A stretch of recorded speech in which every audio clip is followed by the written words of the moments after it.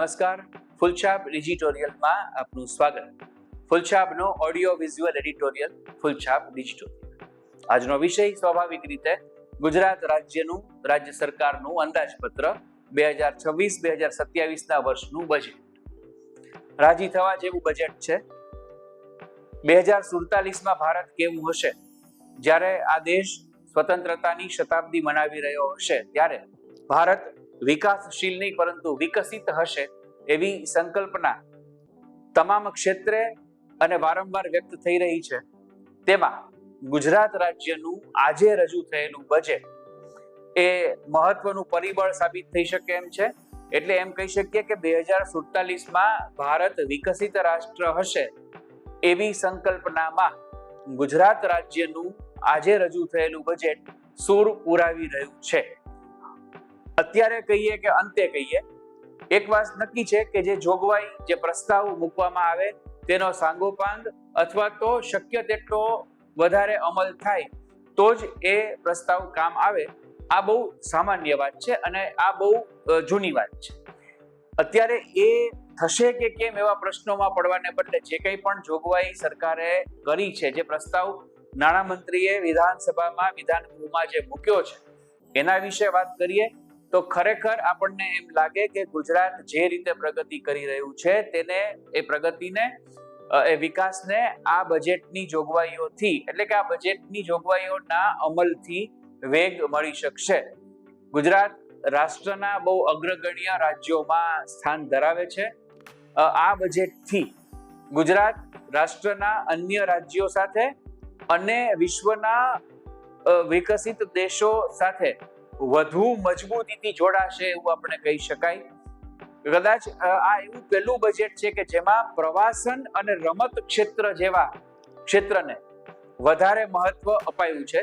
તો તેની સામે ઉદ્યોગ, કૃષિ અને શિક્ષણને નકારાયા નથી અથવા તો તેને અવગણાયા નથી. પણ 2030માં ગુજરાત કોમનવેલ્થ રમતોનું યજમાન બનવાનું છે અને શક્ય છે કે 2036માં ઓલિમ્પિક રમતોત્સવ પણ ભારતમાં અને ભારતમાં ગુજરાતમાં યોજાય આવી સંભાવનાઓ છે. આના માટેના પ્રયાસ ચાલી રહ્યા છે. અલબત્ત એ હજી એક દાયકા પછીની વાત છે, પણ એના બીજ રોપવાનું કામ કદાચ આ બજેટમાં થયું છે ને એટલા માટે થઈને રમત ક્ષેત્ર માટે બહુ જ મહત્વની માતબર ફાળવણી આ વખતે કરવામાં આવી છે અને 2006 કરોડ રૂપિયા એમાં ફાળવવામાં આવ્યા છે. અમદાવાદને ઓલિમ્પિક રેડી સિટી તરીકે વિકસાવવાનું પ્રાધાન્ય બજેટમાં અપાયું છે.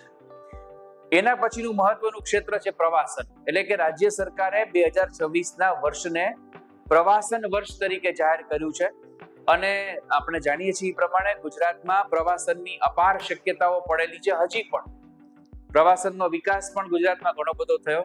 કચ્છનું સફેદ રણ હોય કે આખો કચ્છ પ્રાંત હોય, એમાં પછી એ કાળો ડુંગર હોય કે હવે રોડ ટુ હેવન હોય, આ તમામ સ્થળે હજારો પ્રવાસીઓ, યાત્રાળુઓ દર વર્ષે ઉમટે છે. પહેલા એવું બનતું કે સોમનાથ અને દ્વારકા જેવા આપણા તીર્થોમાં જન્માષ્ટમી કે મહાશિવરાત્રી કે શ્રાવણ મહિનામાં લોકો ભરપૂર આવતા. એટલે દર વર્ષે જ્યાં લોકો જતા ત્યાં વર્ષભર હવે પ્રવાસીઓ ઉમટી રહ્યા છે. તેમાં આજુબાજુના રસ્તાઓ અને માળખાકીય સુવિધા એ મોટો ભાગ ભજવે છે.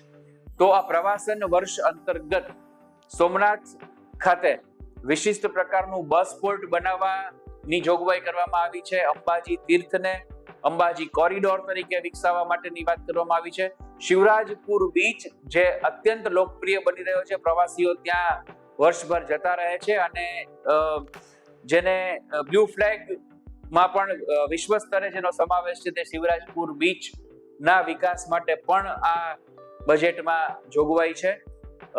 લોથલ, ધોળાવીરા જેવી આપણી પ્રાચીન સંસ્કૃતિઓ જ્યાં સચવાઈ છે તેના માટે પણ જોગવાઈ છે. એટલે કે પ્રવાસીઓ વધુ ને વધુ સંખ્યામાં આવે તેવા પ્રયાસો થઈ રહ્યા છે. આમ તો કુછ દિન તો ગુજારીએ ગુજરાત મેં કેમ્પેઇન થી લગભગ 2010 થી આની શરૂઆત થઈ ગઈ હતી અને અત્યારે એ આખી પ્રક્રિયાએ વેગ પકડ્યો છે અને હવે ગુજરાતના વિવિધ પ્રવાસન ધામોમાં એ સાગરકાંઠો હોય કે રણ હોય કે પછી આપણું ગીરનું જંગલ હોય, ત્યાં વધારે સંખ્યામાં પ્રવાસીઓ આવે, પ્રવાસીઓ ઉમટે. વિદેશથી પ્રવાસીઓ આવે તેના માટેની સુવિધાઓ ઊભી કરવાનો સરકારનો મનોરથ છે. અહીંયા એક ટકોર કરવાનું મન થાય કે પ્રવાસીઓ વધારે સંખ્યામાં આવે, પ્રવાસન ધામ વિકસે, તે આવકાર્ય છે. પણ કેટલાક તીર્થો એવા હોય છે જેની પ્રાચીનતામાં, જેને આપણે જેનો ભૂતકાળ કહીએ, એમાં એની આખી એક મજા હોય છે. તો આ સુવિધાઓ ઊભી કરવામાં એનું એક પોત અને એની જે એનું મૂળ છે, એનું જે હાર્દ છે, એ ક્યાંક ઝંખવાણું ન પડે ને આધુનિકતાને કારણે થઈને એ આધુનિકતા છે એ એની પ્રાચીન પરંપરા અને પ્રાચીન જે એની ગરિમા છે એની ઉપર હાવી ન થઈ જાય, તે રીતે એનો વિકાસ થાય એ જરૂરી છે. પણ એ ભવિષ્યમાં જ્યારે આ કામ શરૂ થાય અથવા તો વેગ પકડે ત્યારે કોમેન્ટ કરવાનો વિષય છે. અત્યારે આ બે મહત્વના ક્ષેત્રો બજેટમાં સમાવાયા છે, રમત અને પ્રવાસ. શહેરીકરણ ઉપર સરકારે વધારે ભાર આપ્યું છે. એનું એક કારણ એ પણ હોઈ શકે કે આગામી દિવસોમાં, નજીકના મહિનાઓમાં સ્થાનિક સ્વરાજ્યની સંસ્થાઓની એટલે કે મહાનગરપાલિકાઓની ચૂંટણી આવવાની છે. આમ પણ શહેરી વિકાસ છે એ પ્રાધાન્ય રહ્યું છે. છેલ્લા 30 વર્ષની આપણે જો વાત કરીએ તો 1995 થી 1998 થી શહેરમાં પુલ બાંધવા, શહેરના વિકાસ, શહેરના રસ્તાઓના વિકસાવીને એનું નેટવર્ક આખું ઊભું કરવું, જુદા જુદા રિંગ રોડ નું નિર્માણ કરવું, આ બધું કામ છે એ થઈ રહ્યું છે. હવે એને ગતિ મળશે એવું કહી શકાય. અને શહેરી ગરીબ આવાસ માટે 1420 કરોડ રૂપિયાની ફાળવણી થઈ છે. તો ગાંધીનગરમાં સૌથી મોટી એવી નમો લાઇબ્રેરી, અત્યંત આધુનિક લાઇબ્રેરીનું નિર્માણ થશે એવી પણ એક વાત કરવામાં આવી છે. પોલીસ કર્મચારીઓ માટે આગામી 5 વર્ષમાં 20,444 જેટલા રહેણાંક મકાનો બનાવવાની સરકારે દરખાસ્ત આ બજેટમાં મૂકી છે. એ બહુ આવકાર્ય બાબત છે. એની સાથે જ જે કંઈ પણ ડાયલ 112 જે નવી વ્યવસ્થા છે એમાં નવી ભરતીની વ્યવસ્થા કરવામાં આવી છે. સમગ્ર બજેટને આપણે વિકાસશીલ બજેટ એવું નામ આપીએ તો એમાં અતિરેક નથી. અને જે જોગવાઈઓ કરવામાં આવી છે જો એની રીતે સફળ થાય તો બહુ મહત્વનું સાબિત થઈ શકશે એવી આશા આપણે સેવી શકીએ છીએ. પ્રવાસનની જે વાત થઈ તેમાં ખાસ તો રિલિજિયસ ટુરિઝમ જેને કહી શકાય, એટલે કે ધાર્મિક પ્રવાસન, એમાં બહુચરાજી હોય, અંબાજી હોય, ગિરનાર હોય. ગિરનારમાં હમણાં જ સંપન્ન થયો એવો મહાશિવરાત્રીનો મેળો, આ તમામ બાબતો માટે આર્થિક ફાળવણી સરકારે કરી છે. તેની સામે ગરવી ગુજરાત હાઈ સ્પીડ કોરિડોર એટલે રસ્તાના નિર્માણ માટે પણ 800 કરોડ રૂપિયાની ફાળવણી કરવામાં આવી છે. સ્ટેચ્યુ ઓફ યુનિટી ની આસપાસના વિસ્તારો માટે 236 કરોડ રૂપિયાની ફાળવણી કરવામાં આવી છે. રાજ્યના અલગ અલગ વિસ્તારોમાં 1155 કિલોમીટર લંબાઈના રસ્તા માટે ફાળવણી કરવામાં આવી છે.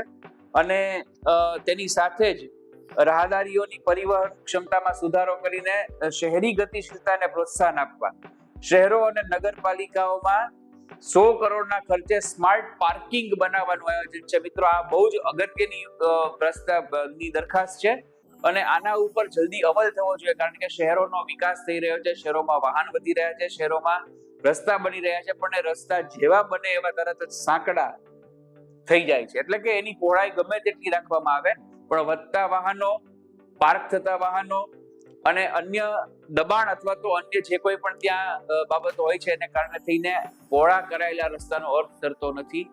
એટલે આ પાર્કિંગની વ્યવસ્થા કરવામાં આવે, માત્ર દરખાસ્ત ન રહે પણ એનો અમલ ચુસ્ત રીતે અને જલ્દી થાય તે બહુ જરૂરી છે. નર્મદાના પાણી જે વહી જાય છે એ સુજલામ સુફલામ યોજના દ્વારા સૌરાષ્ટ્રના સૂકા પ્રદેશો તરફ વળે અને જેને સૌરાષ્ટ્રની આપણે જીવાદોરી કહીએ છીએ એવી સૌની યોજના, એના માટે પણ બજેટમાં ફાળવણી કરવામાં આવી છે. શિક્ષણ ક્ષેત્ર 2-3 બહુ મહત્વની જોગવાઈઓ આપણે ઉડતી નજરે જોઈએ તો આઈટીઆઈમાં અભ્યાસ કરતી વિદ્યાર્થીનીઓ માટે નમો કૌશલ્ય લક્ષ્મી યોજનાની જાહેરાત થઈ છે.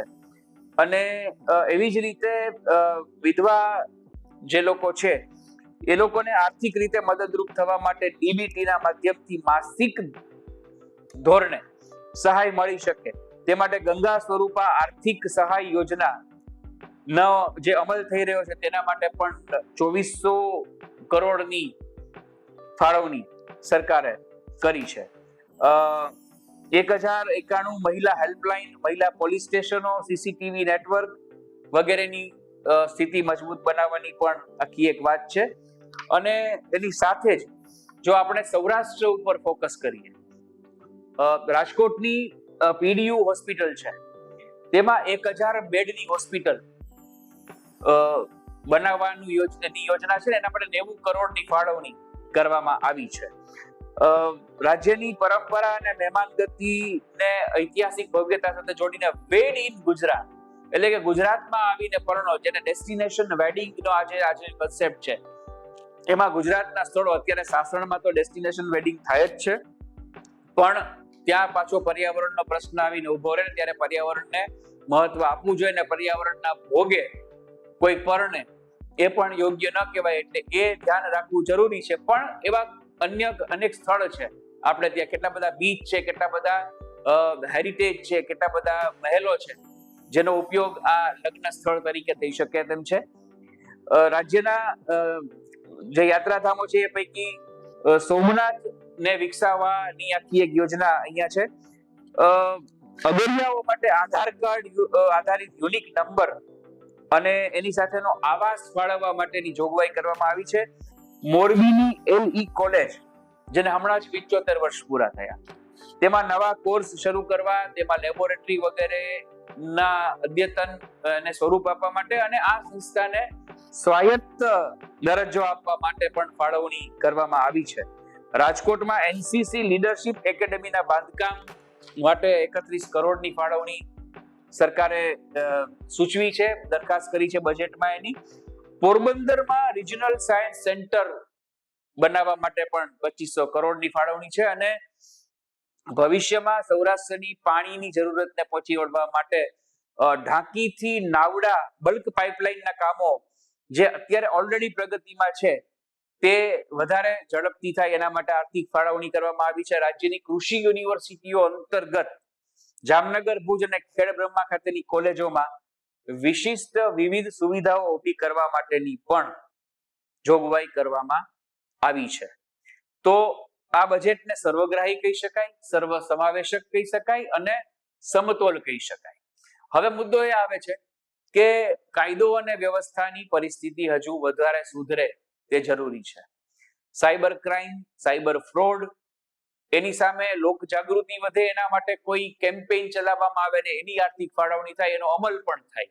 રાજ્યમાં ક્રાઇમ રેટ વધે નહીં, ગુનાખોરી વધે નહીં, કારણ કે વિકાસની સાથે આંતર પ્રાંતીય વ્યવહારો વધશે, અન્ય પ્રાંતના લોકો અહીંયા આવશે, અહીંયાથી લોકો બહાર જશે. આ તમામ પરિસ્થિતિઓને પહોંચી વળવા માટે થઈને શિક્ષણનો વિકાસ થશે, શિક્ષણ ધામો નવા વિકસશે, નવી કોલેજો, નવી યુનિવર્સિટીઝ આવશે, તો એની આસપાસનું વાતાવરણ છે એ પણ એવું બનશે કે વિદ્યાર્થીઓ છે એને માટે જુદા જુદા પ્રલોભનો ઉભા થાય. આની સામે એક આખો સોશિયલ ટાસ્ક ફોર્સ ઉભો કરવો પણ જરૂરી છે.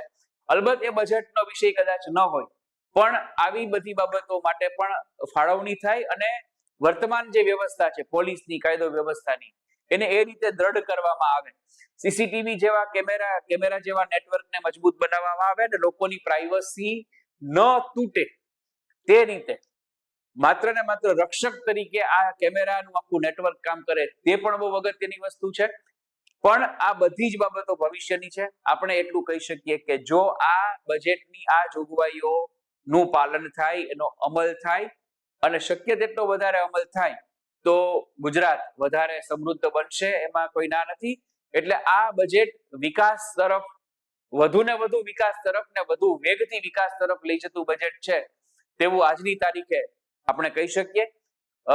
મુખ્યમંત્રી ભૂપેન્દ્રભાઈ પટેલની સરકાર, એટલે કે સરકારના નાણામંત્રી કનુભાઈ દેસાઈએ રજૂ કરેલું બજેટ, જેમાં શિક્ષણ, કૃષિ, ઉદ્યોગ થી માંડી અને રમત અને પ્રવાસનના ક્ષેત્રોને સમાવવામાં આવ્યા છે. કોઈ ક્ષેત્ર એવું નથી કે જ્યાં જરૂર કરતા ઓછી ફાળવણી થઈ હોય.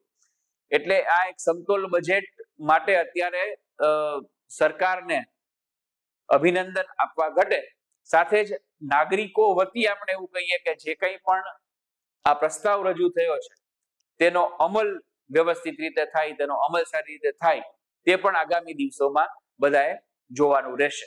ફૂલછાપના ડિજિટોરિયલમાં આજે આટલું. ફરી નવા વિષય સાથે નવો સંવાદ. ફૂલછાપનો audio visual editorial, Phulchhab digital.